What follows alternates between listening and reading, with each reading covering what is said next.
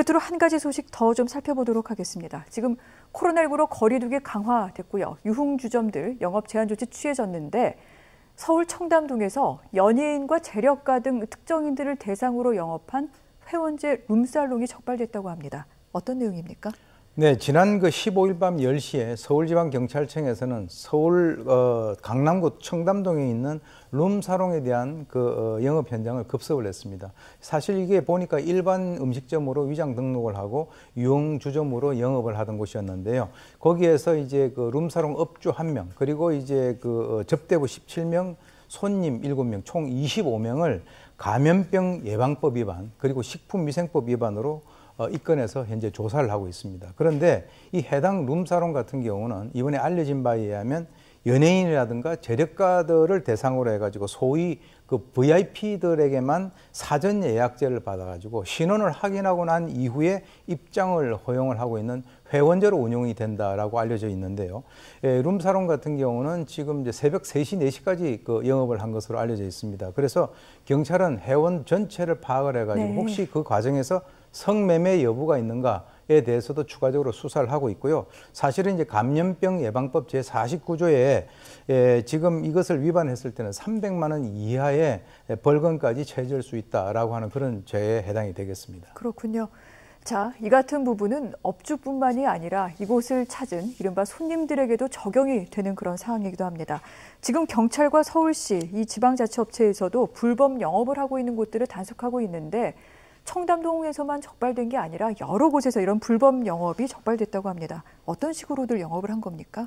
네, 이제 청담동과 그리고 영등포 그리고 홍대 앞 이제 여러 군데를 대상으로 해서 경찰이 단속에 나섰는데요. 사실 서울지방경찰청 같은 경우는 지난 3월 22일에 유흥시설을 대상으로 해가지고 집합금지 행정명령이 내려진 이후에 지금까지 21일 기준, 12월 21일 기준으로 실적이 총 202군데를 단속을 했다라고 알려져 있습니다. 이 사례들을 보면요, 주 출입구에는 지금 집합금지 공문을 붙여놓고 뒷문으로 이제 손님들을 이렇게 받아들인다든지 또 2개 업체를 연결시켜 놓고 거기에 비밀 통로를 운영을 한다든가, 심지어는 거기에서 적발된 손님들 중에서는 개인정보가 유출이 된다면 이거 변호사 사서 이거는 고소하겠다라고 하는 사람까지 상당히 다양하다라고 하는데요.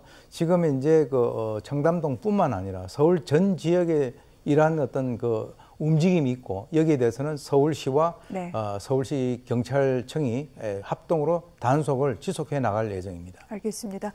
본인과 또한 지역사회, 우리 사회 공동체의 건강을 위한 조치입니다. 다시 한번 이 부분 좀 강조를 하도록 할게요. 그런데 지금 오늘부터 수도권에서는 5인 이상의 사적 모임이 금지가 됐습니다만 일부 자영업자들 아마 한탄이겠죠. 이렇게 굶는 바에는 벌금을 내고 영업하는 게 낫겠다. 이런 얘기 하시는 분들도 있기도 합니다.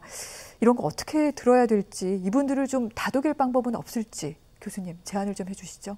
사실 이제 이런 상황까지 가게 된 것은 상당히 안타까운 일인데 이것이 이제 비단 우리나라에 해당되는 것뿐만 아니라 전 세계적으로 해당된다라고 하는 것에 대해서는 다 알고 계실 겁니다. 그런데 이제 질병의 특성상 만약에 본인이 감염이 되면 본인뿐만 아니라 주위 사람들에게도 그러한 어떤 피해를 입힌다라고 하는 그런 특성을 갖고 있죠.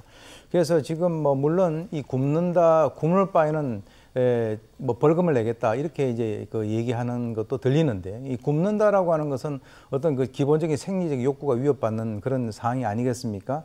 그렇지만 아직까지는 이제 그런 정도는 아니고 초기 단계인데 현실적으로 벌금이 더 많으면은 이렇게 시도를 하지는 않겠죠.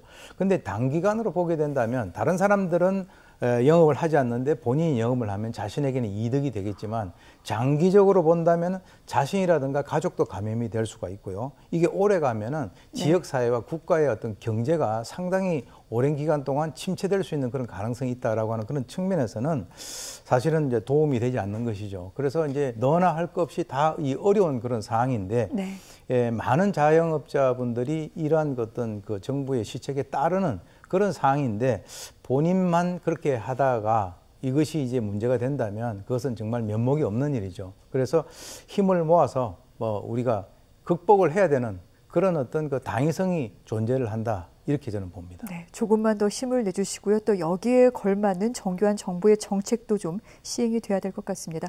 교수님 말씀 여기까지 듣겠습니다. 고맙습니다.